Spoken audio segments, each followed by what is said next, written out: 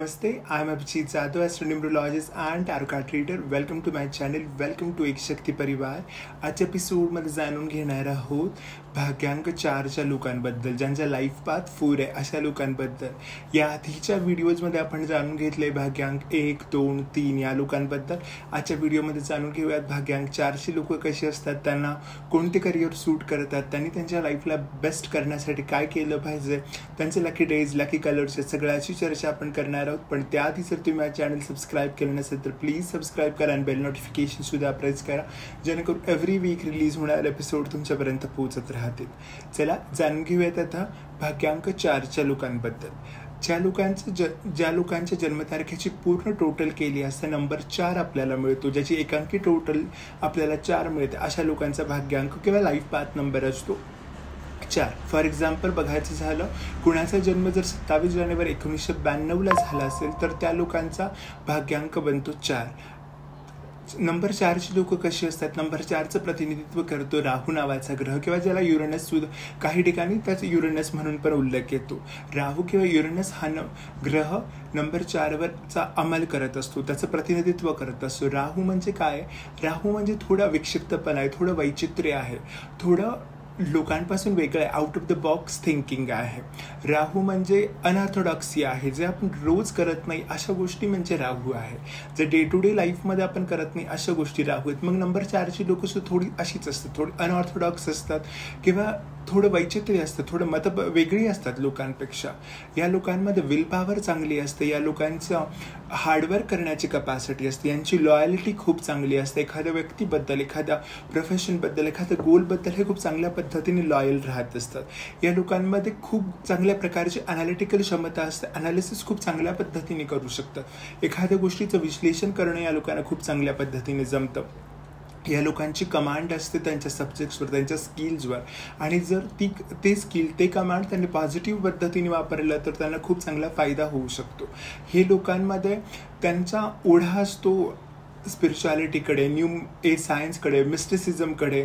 हे लोक टेक्निकल फील्ड्समध्ये खूप चांगल्या पद्धतीने काम करायला सुरुवात करतात. या लोकांचं थोडं लाईफ स्ट्रगलफुल असतं, थोडंफार यांच्या लाईफमध्ये स्ट्रगल येतं. स्पेशली अर्ली एजेसमध्ये या लोकांना खूप स्ट्रगल बघायला लागतो, त्यानंतर त्यांचं लाईफ बेटर व्हायला सुरुवात होते. पहिली गोष्ट यांच्या लाईफमध्ये त्यांनी टाळलेली पाहिजे असते ती, जे की ती टाळायला दरवेळेस विसरतात, ते म्हणजे आपल्या बोलण्यामुळे लोक हर्ट होऊ शकतात. हे लोकांना कळत नाही.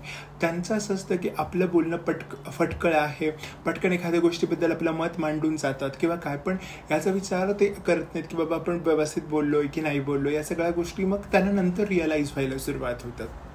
मग त्या गोष्टीची त्यांनी काळजी घेतली पाहिजे की आपण या गोष्टी थोड्या कमी बोलल्या पाहिजेत. या लोकांमध्ये स्वतंत्र बाणा असतो, स्वातंत्र्याचे विचार असतात, स्वतंत्रपणे काम करायच्या गोष्टी करत असतात. ह्या लोकांना दुसऱ्यांच्या हाताखाली काम करणं किंवा एका लोकांचं डॉमिनन्स सहन करणं या लोकांना जमत नाही, एका विशिष्ट पद्धतीने कार्य करणं या लोकांना जमत नाही.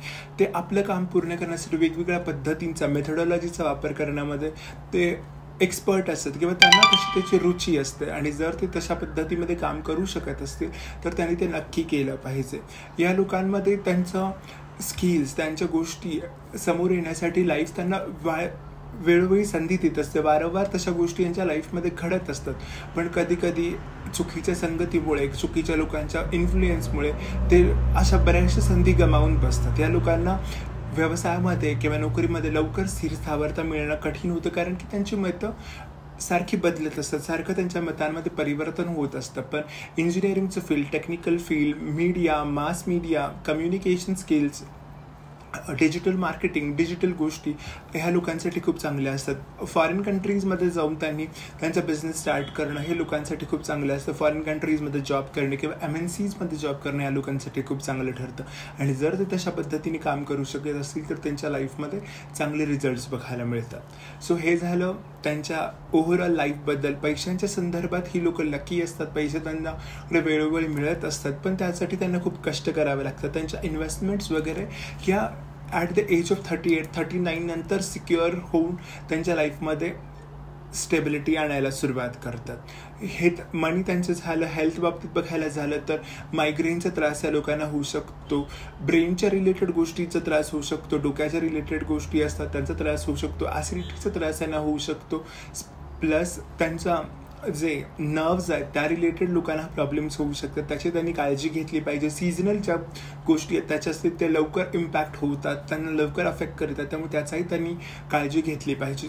आणि लोकांनी डाएट व्यवस्थित ठेवला पाहिजे, तर त्यांच्या लाईफमध्ये बरेचसे हेल्थ इश्यूज कमी होताना दिसत आहेत. या लोकांचे लकी कलर्स बघायचं झालं तर या लोकांचे लकी कलर्स असतो लाईट येलो कलर यांच्यासाठी लकी ठरतो, लाईट ब्राऊन कलर यांच्यासाठी लकी ठरतो, लाईट शेड्स ज्या त्या त्यांच्यासाठी लकी ठरतात, लाईट येलो, लाईट ब्ल्यू हे कलर्स त्यांच्यासाठी लकी ठरतात, व्हाईट कलर त्यांच्यासाठी लकी ठरतो. नंबर 1 हा त्यांच्यासाठी लकी नंबर आहे, नंबर 5 हा त्यांच्यासाठी लकी ठरतो. ह्या 2 नंबरचा त्यांनी उपयोग करणं त्यांच्यासाठी खूप गरजेचं ठरतं.